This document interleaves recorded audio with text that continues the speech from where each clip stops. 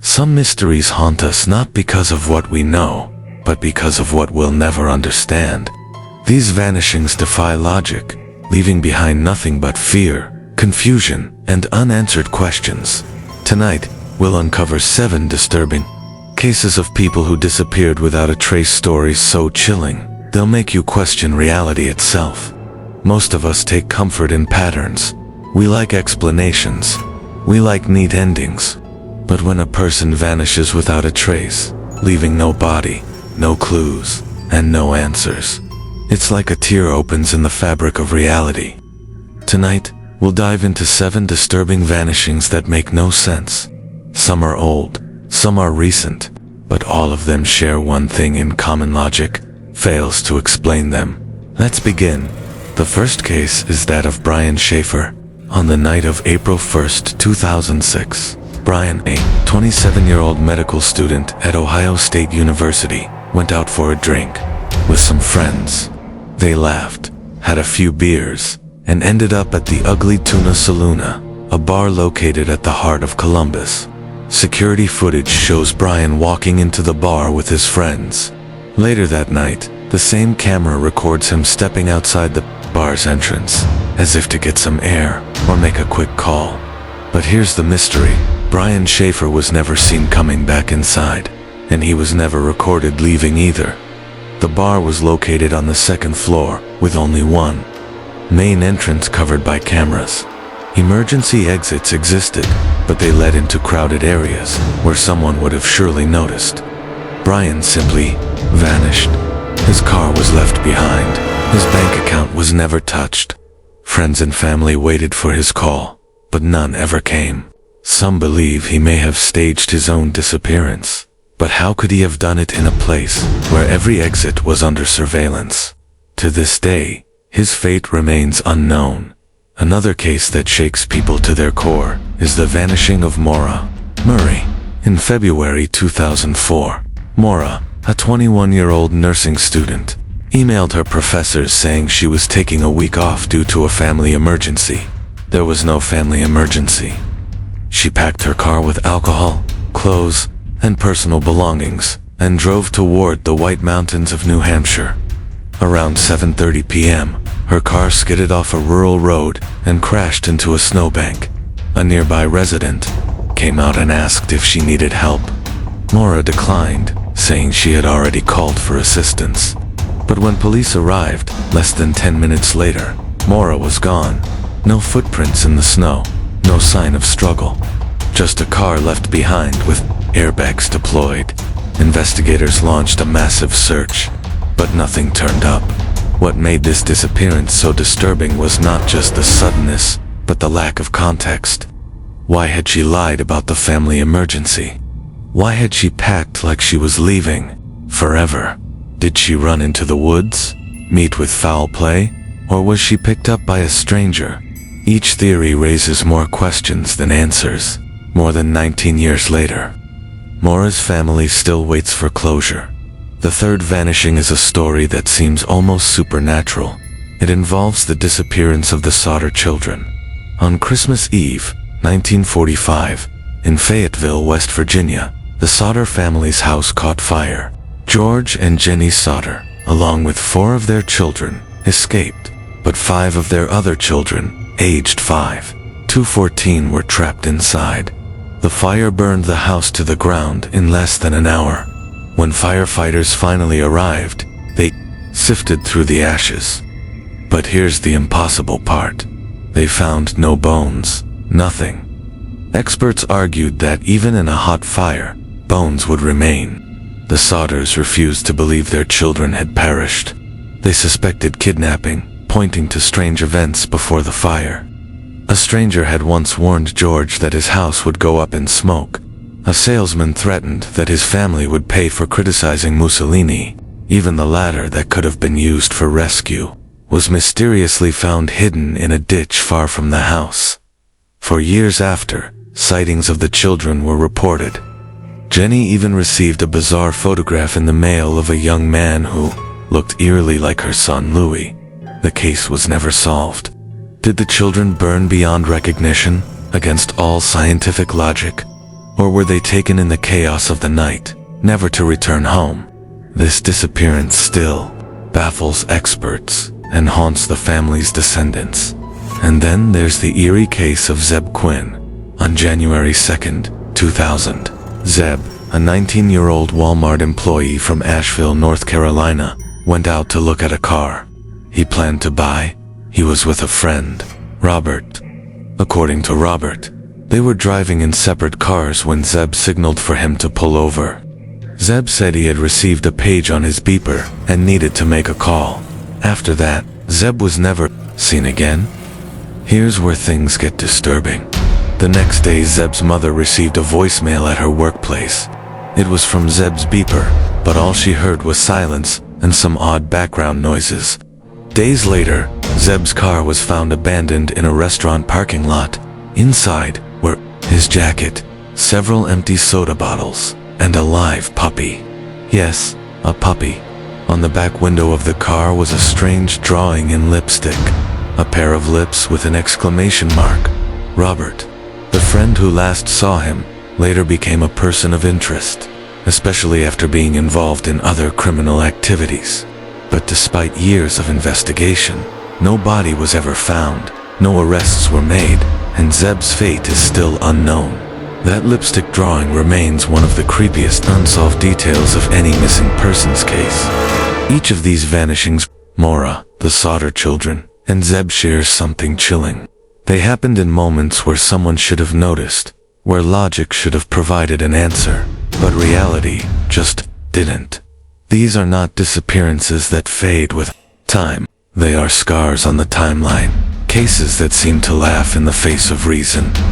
As we move forward, the stories only get stranger, darker, and harder to explain, because sometimes it's not the supernatural that terrifies us the most. It's the unexplained silence left behind when a person disappears.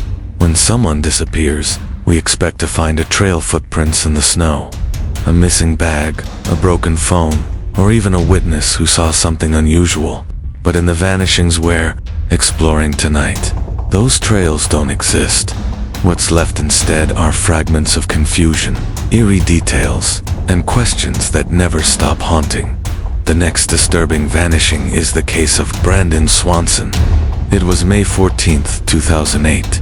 Brandon, a 19-year-old college student from Minnesota. Madeline's parents put her and her younger siblings to bed, then went to dine at a nearby restaurant just 50 meters away.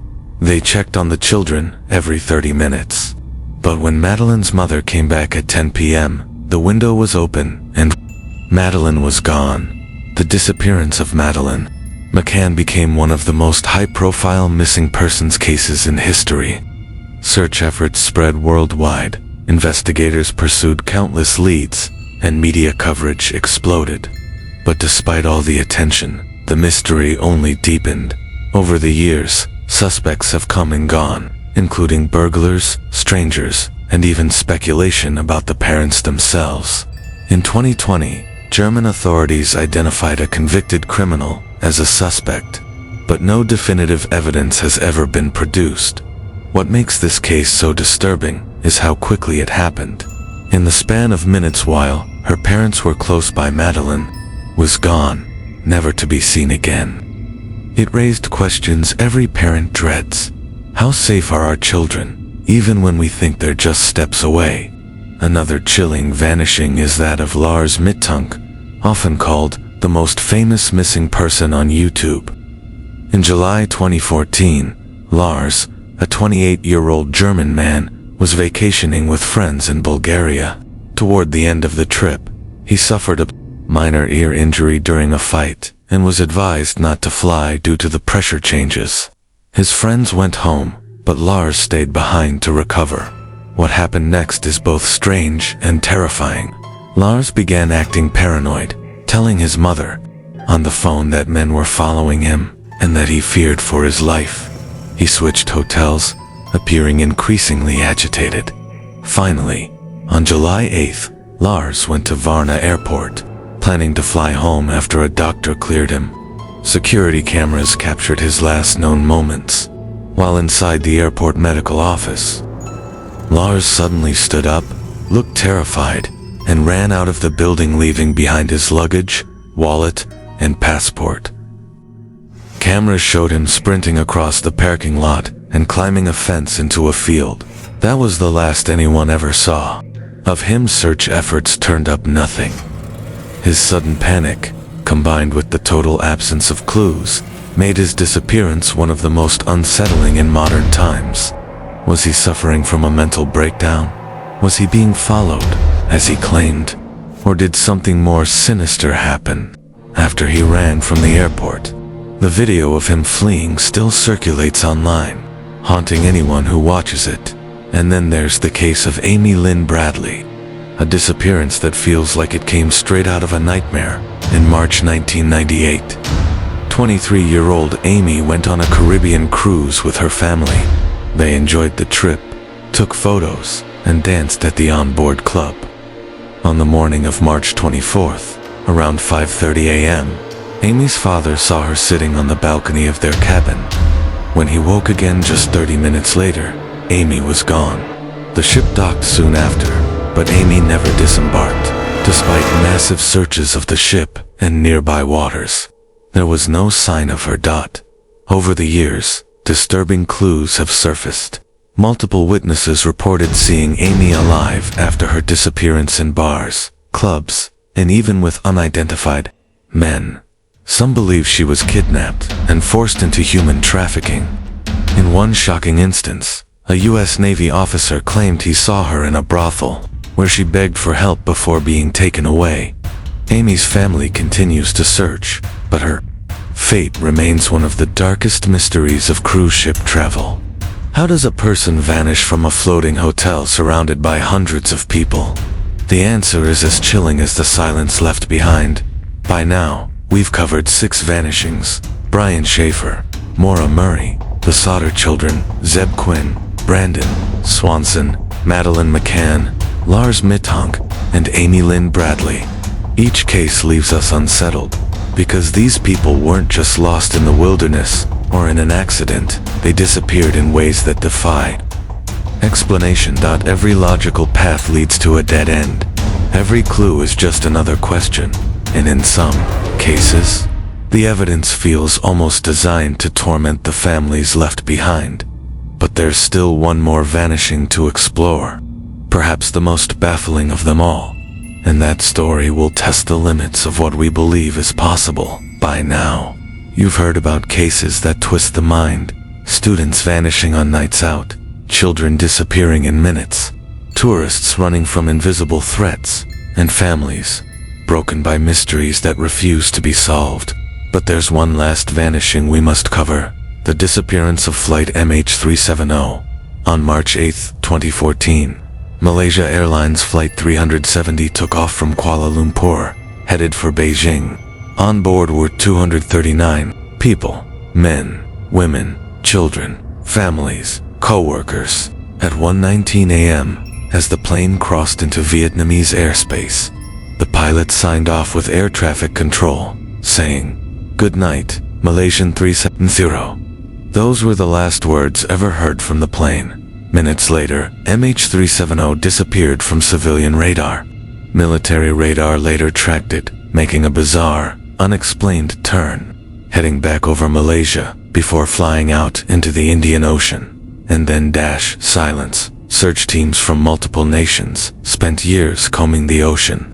Small fragments of the plane eventually washed ashore in places like Madagascar and Reunion Island, but the main wreckage has never been found.